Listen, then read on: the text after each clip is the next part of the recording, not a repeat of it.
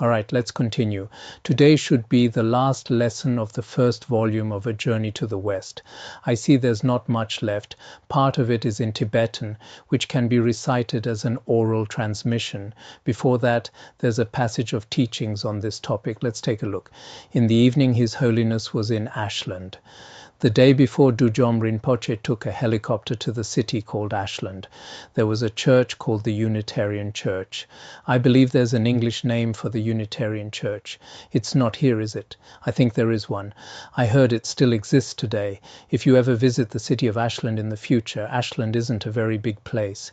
Gyatral Rinpoche's Tashi Choling is about half an hour's drive away, I think. That's how I remember it. At that time, we went there in the afternoon, taught in the evening, and then returned that night to Tashi Choling. According to everyone's wishes, His Holiness taught power, bestowed the longevity empowerment, and recited the longevity sadhana. Generally speaking, many people know how to practice power, especially in Tibetan areas. Many have also received longevity empowerments, but in order to let future generations know His Holiness's teachings, I decided to compile them in their entirety. That was my intention, because when His Holiness performed power for the deceased, how exactly did he recite it? And when bestowing longevity empowerments, how did he do it? Many people probably don't know. Actually, there are many different ways to bestow longevity empowerments. The same goes for power and transferring consciousness. So for some of our Dharma friends, if in the future you need to transmit power teachings to others or teach some longevity practices, actually this longevity empowerment is not considered a very advanced tantric empowerment. If you have all the necessary conditions, there's nothing wrong with bestowing it. It's not that serious. So I included some of what His Holiness did at that time. Originally in this book, the ritual texts were not compiled. Most of the recited texts are not included, especially the empowerment rituals. Throughout A Journey to the West, the empowerment sections given by His Holiness were not included. But for this longevity practice, on the one hand, it can be made public. On the other hand, everyone can learn how His Holiness recited the power and longevity practices, because each master has a different way of reciting. So on the one hand, we can learn His Holiness's way of recitation. Before this, His Holiness gave these instructions. Now you have obtained the precious human rebirth that is very difficult to obtain. Not only have you obtained the precious human rebirth, you have also met a qualified spiritual teacher. Not only have you met a qualified spiritual teacher, you also have the precious opportunity to receive the vast teachings of the Buddha Dharma from the teacher. Actually, for many of us, we've obtained the human rebirth, met a teacher, and have the opportunity to receive teachings from the teacher. This is just like what is taught in the Pure Land Sutras. It is extremely rare. The human rebirth is rare. Meeting a teacher is rare. And encountering the Dharma is even rarer. However, the precious human life does not last forever, and it is unpredictable. You are certain to die, but when you are going to die is uncertain. The causes of your death also cannot be predicted. Indeed, as Buddhist practitioners, we should all understand this, so you need to train your mind repeatedly. Do not be attached to any worldly concerns of this life, no matter what it may be, including in this present life, status, fame, or wealth. At the time of death, you cannot take even a penny with you, so do not be attached to the worldly concerns of this life. Otherwise, at the time of death, wealth and possessions, power and status, fame and popularity, status and beauty are of no use at all. Neither can any of your friends and family members accompany you. Even if you were the ruler of the entire world, there would be no way. There is no way for you to take even a mouthful of food with you. You will have to leave empty-handed for an unknown place. When that moment arrives, the only thing of any use is the Supreme Dharma. The only thing that is harmful for sure is the negative deeds that you previously committed. So for us ordinary beings, it's difficult to distinguish between cause and effect or good and evil. But logically speaking, this is truly what happens in our short span of a few decades. Many people work hard their entire lives, but it's all of no use. The only thing that may follow you is the Dharma you've studied and practiced. That will stay with you. Of course, some people may not have deep conviction in past and future lives. They may not really believe in this. There's nothing we can do about that. There's simply no other way. So no matter who you are, now is the time to determine what is beneficial from what is harmful. While you still have the freedom to do so, everyone should engage in virtuous activity. Most of you may work for 5 days a week and only have 2 days to rest. And during those 2 days, you probably spend them on entertainment such as singing, drinking, and so on, passing the time in various amusements. If you have a strong attachment to this life and do not engage in virtuous activity, at the moment of death you will beat your breast and weep with great remorse. Of course, many people, I feel most people nowadays, simply don't understand this. The other day I went to a marketplace and there were countless people, but everyone was killing animals. Everyone was distracted. So those who truly understand virtuous dharma are extremely, extremely rare. Perhaps many people won't have any regret. They think death is death, whatever. They simply don't know that there is a next life. They have no idea. If you haven't accumulated any virtuous karma, you are truly cheating yourself and others. Therefore, do not indulge in ordinary concerns such as acquiring wealth and property. You should be your own master on the path of liberation and try your best to persevere in practicing pure dharma. Many religious traditions in the world are of benefit to both the present life and future lifetimes. Some of their teachings are beneficial, but among them, Buddhism is the most supreme. This can be validated by scriptural sources and logical reasoning. It can also be proved by personal realization. We can establish this through scriptural sources, logical reasoning, and personal realization. There are a great number of methods of spiritual practice in Buddhism, and among them there is one method that is very easy to apply and is of great benefit. What is it? It is the practice of praying to Buddha Amitabha single-pointedly for taking rebirth in Sukhavati immediately after death. This is the essence of Buddhism. If practitioners of other religious traditions can perform this practice, whether Hindu, Christian, or any other religious followers, if they can practice this method instead of incurring any fault, they will gain immense benefit. This is especially true for followers of various religions, because this church welcomes people of all faiths, even those without any religious belief are welcome. Actually, at first we didn't plan for this. I think there was only 1 day's notice. But as it turned out, perhaps, as you'll see later, so many people came to register. They will gain all accomplishments declared in their own doctrines. Yes, there is immense benefit. This is a marvelous method to fulfill good wishes all at once. Please do not hold a sectarian attitude and neglect it. Everyone should pray to Buddha Amitabha and aspire to be reborn in Sukhavati. It is indispensable because of its great benefit. For the following power practice I will recite in Tibetan. The visualizations and so on are relatively simple. If I use the Tibetan text, you may find that some of it is from the power practice we covered earlier. It's in the Larung prayer book. When we recite power, there's a section at the beginning. For the longevity empowerment that follows, I will recite entirely in Tibetan.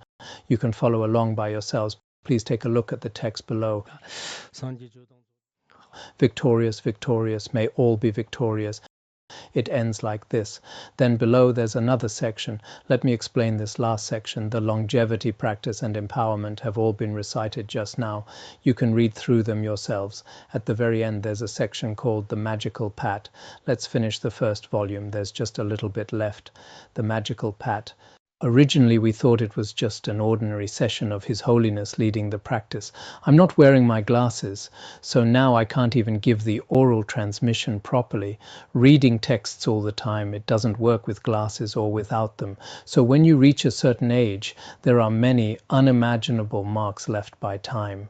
When I give oral transmissions, I can't see with glasses on. When I teach, I can't see without glasses.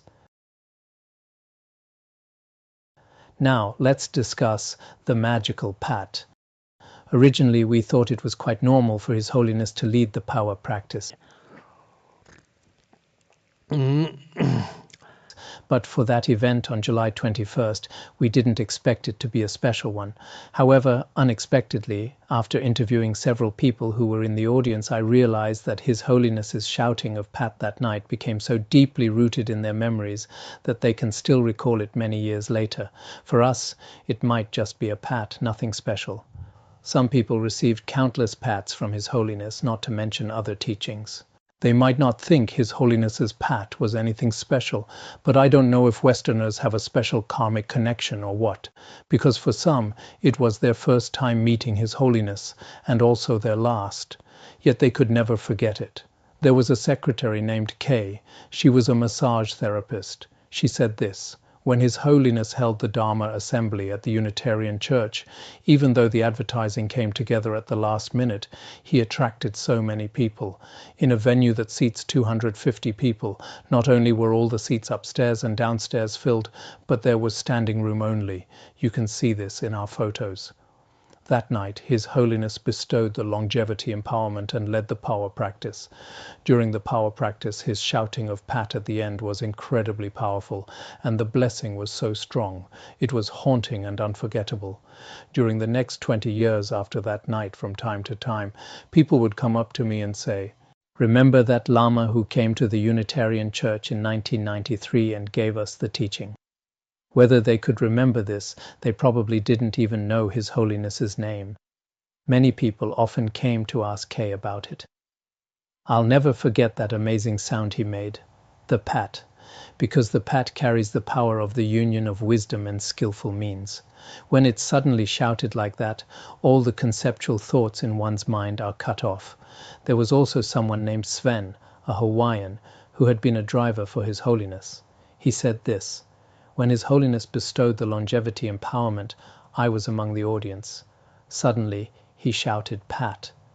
All my conceptual thoughts were dissolved into Dharmata. I don't know how long I sustained that state, but I promise I have never had such an experience in my life. This is just a few of the people we happened to encounter. From that night, we didn't have time and we couldn't find everyone. Many of those who received teachings from His Holiness back then have already passed away.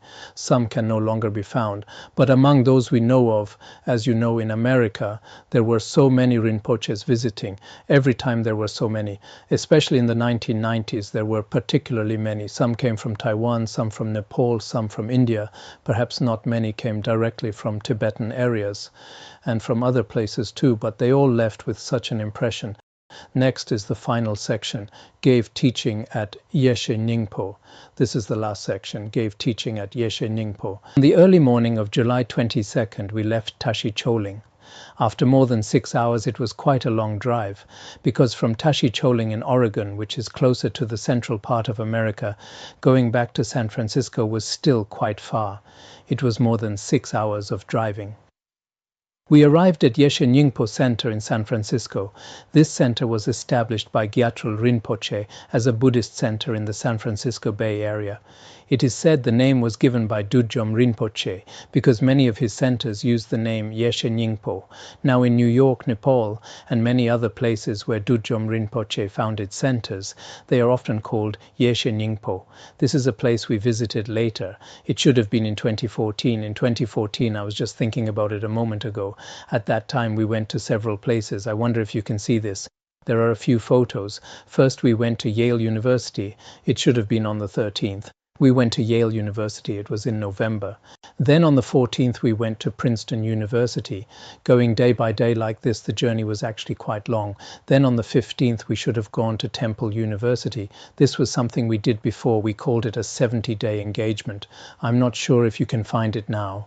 If it's still available, take a look sometime. At that time, my schedule was really quite full. On the 15th, we went to Temple University. Then on the 17th, the University of Virginia. In Virginia, there were also some Tibetans. Then on the 18th, as you can see, the schedule was very tight with quite some distance in between. Then on the 18th, UC Berkeley. The venue wasn't very big. Some of their professors were a bit arrogant at the time. I gave a talk on the relationship between Chan and Dzogchen. In the discussion, I managed to come out slightly ahead. That was the 18th. Then we went to, I think it was the 19th or around that time, to Yeshe Nyingpo Center. Now they call it ODD. It's in San Francisco. That place is called Yeshe Nyingpo Center. At that time, I bestowed the Vajrakilaya empowerment there. After that, we went to Stanford University. After Stanford University, Seattle. At that time, there were quite a lot of people in Seattle, mainly from Google and other tech companies, and there were more intellectuals there. So at that time, I just looked back at it this afternoon. During our 70-day engagement Indeed, throughout the journey, that evening before this, we had been there, but at that time I hadn't been to Yeshe Nyingpo Center. Actually, when His Holiness went to Yeshe Nyingpo Center, the current location has changed a bit. It was called Yeshe Nyingpo Center. Now it's called ODD here. Khenpo, who used to stay at the academy, is now the abbot there. He is mainly connected with Gyatral Rinpoche and is a relative of Khenpo Lobsang Chopen. He's doing quite well there. This is Yeshe Nyingpo Center. Let me briefly introduce this to everyone. When I visited later, how should I put it? Whenever the Guru is not present, the devotion to the Guru becomes even stronger. This is probably something everyone experiences. That was about Yeshe Nyingpo Center. Though the center was not big, many Western and Asian disciples came. His Holiness gave refuge vows there and bestowed the empowerment of Jampal Yeshe Sempa. On July 23rd, His Holiness headed to San Francisco International Airport. At that time, the American disciples, in order to show the high status of His Holiness and to express their gratitude, arranged a Rolls Royce limousine for him. I think I rode in one once later. A lay practitioner asked me to bless it. It was my first time riding in a Rolls Royce. Then we deliberately, because there were all kinds of things inside, we were all curious at the time, especially Khenpo Namdrol, we were joking with each other. Actually, what Khenpo Namdrol brought out, it was like a water pitcher, but there wasn't really any tea in it. He said, have some tea, come here. Animetrul and Kandro Munsel were laughing there. Then I said, let me have some. I said to Khenpo Namdrol, let me call you. Actually, making a phone call was just pretending. I just took a photo. There was indeed a phone inside, but we didn't actually call anyone. I said, let me call you. Then Khenpo Namdrol and I just laughed. It was an extended limousine. At that time, we didn't have anything like this here. We thought it was really rare. But now there are no actual photos. The car had a telephone, television, and food. There was some food, including fruits and such. I seem to remember there was some. The so-called food, was it hamburgers or something? There was some food.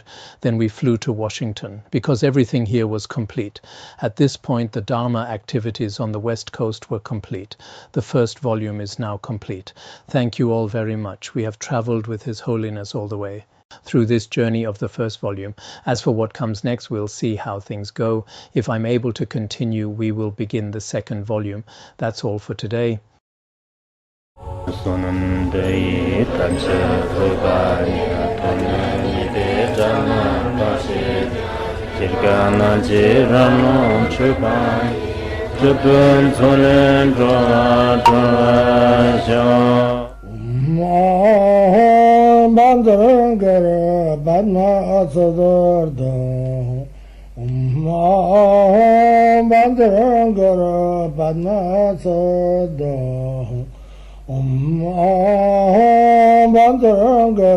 Bandara